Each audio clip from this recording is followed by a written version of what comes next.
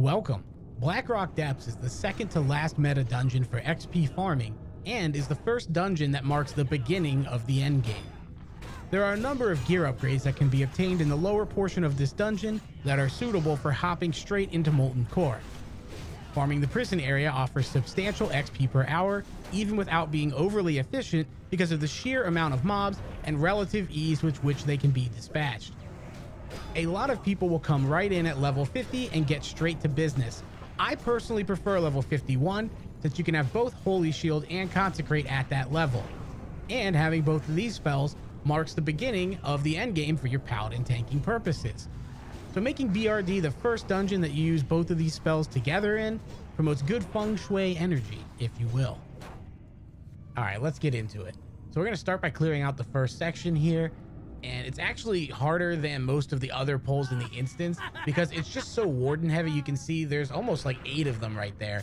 I missed those other 2. Usually I try and get all of them in one go, but that's pretty much the gist. Just get this part done so you can work on the hallways, which tend to be a little easier and cleaner to deal with. The only real thing that you have to keep in mind is that the warders will put nets on you, which is what makes them annoying. And on a side note, it's what prevents mages from being able to really solo farm this effectively. The next part of your route is going to be determined on whether or not you want to kill the interrogator for her gear. She drops a very nice cape for you and casters, as well as shoulders for casters. If you decide to do that, this middle hallway is my preferred method to go through because you can see here that there's 2 big pulls at the start. Real nice and easy to grab them up. I stayed in there a little long, but in general, that pull goes a lot smoother. And because the dogs are demons, it makes pulling them with exorcism a lot easier. You don't have to use any grenades or external items in order to really group these mobs up a lot quicker. Now there's 4 small rooms before the actual boss, and you do have some options here. I think most groups are going to be looking at pulling 2 rooms at a time. That's sort of the safer way, but it is one of those situations where once you're already kiting, the pull's basically over and your chances of death are really low. So I opt to pull all 4 rooms at once whenever I can. Now I could pull those myself because the slows are up, but I actually use a pet here. Pet pulls are still coming in handy even at endgame. I really find that in this instance, there's a lot of excuses to do them. And generally speaking, it's not the number of mobs that are so much of an issue as it is their particular abilities. For instance, the netting, as we can see, is still here with the wardens. But the torturers actually add 2 new mechanics and Shadow Word Pain, which isn't that bad, but they can also stun. And as long as you're kiting properly and not keeping the mobs too clumped up, you want to have like just enough separation that if a front row's hitting you, the back row isn't, sort of thing, then getting stunned isn't that big of a deal. You usually get out of it in time and should be able to move on. And this particular pull is a good example of sort of the maximum amount of mobs that I usually try to aim for. I actually missed 2 in that corner room because they're not connected properly, but for the most part, that's about equal to 3 or 4 packs in the hallways, which is what I would recommend aiming for. Now, this next pull is another option that I had considered. You can see that you can actually aggro the boss there just by coming up to the corner, and it pulls that group that was on the left with her as well. You'll see them come up from behind. And what I'm doing here is just comboing her with the extra mobs that I missed on the first pull. But let's say you are doing 2 rooms at a time. I feel like you probably could grab this boss, grab those 2 rooms, and have them all clumped up in time that it won't matter. The only big issue here is the fear, which is a pretty long fear, and you could use a bubble macro to deal with that, since the first fear is really the most deadly. But because I got feared away from the mobs instead of towards them, I just kind of didn't bother dealing with it. And do keep in mind that this particular route is optional. You could pull this boss from behind by going around through the hallways. It's really up to you which way you want to go. And speaking of the hallways, the main thing to look out for when doing any pull in here is for these particular fire guard mobs.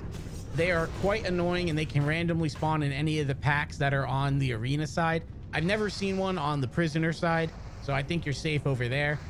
But it's pretty frequent and you do not want to AoE these. I mean, you can see 2 of them right there are doing a lot of work to me, and I didn't really handle that situation great, but the point stands that, you know, these fireballs are like 500 a hit. They actually melee you for 200, which I believe some of that damage is fire as well. Really not a fun situation. But that being said, once you're done with them, you can easily pull 3 to 4 packs at a time, no problem. These mobs tend not to be too bad. Yet again, it comes down to how many like wardens are in there, because the rest of the mobs don't really do anything. They don't net you too much or You know, they dual wield, but that doesn't matter when you're kiting. And the fact that the guardsmen will disarm you doesn't really matter either. For the most part, these are really easy pulls, and they're sort of like the bread and butter of this instance. You can easily just wrap around this circle if you want to. Our particular route involved just doing the bosses in the arena and resetting, but a lot of people will just farm them for XP because they're so easy.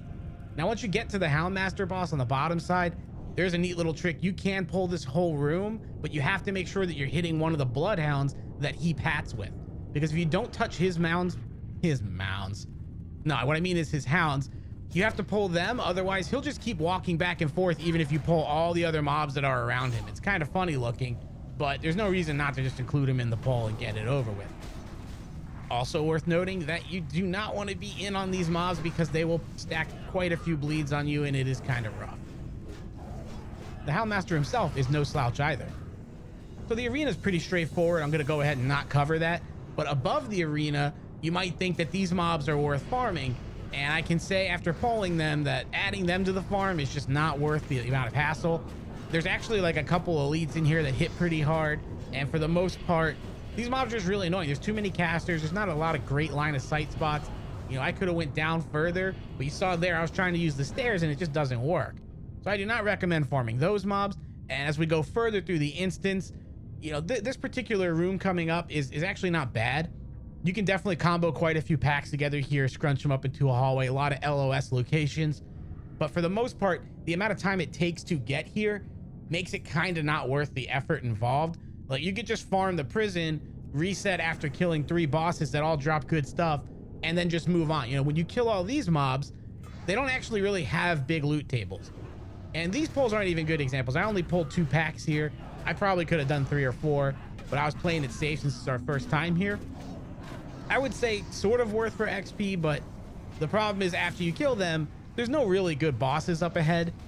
You know, Phineas is okay and Incendius is fine, but for the most part, the amount of time it takes to get to them and the pulls that are right before them too really aren't that lucrative. And if you're trying to just get XP, it's not worth your time.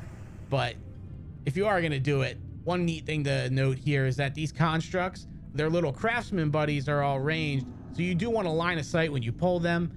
It's kind of a stupid little thing, but this pull actually is pretty annoying if you don't do that, surprisingly enough. And yet again, you can see there's just not a lot of like elites to deal with here. 2 big elites, a couple small mobs. You know, we can't really pull all of these at once. It's kind of messy. So it's just not great XP or time spent really. And since this instance is really long and there are a lot of different routes that you could potentially be taking, I'm going to cut this video here just to kind of give you the prison side of it for now. In the meantime, have fun resetting dungeons.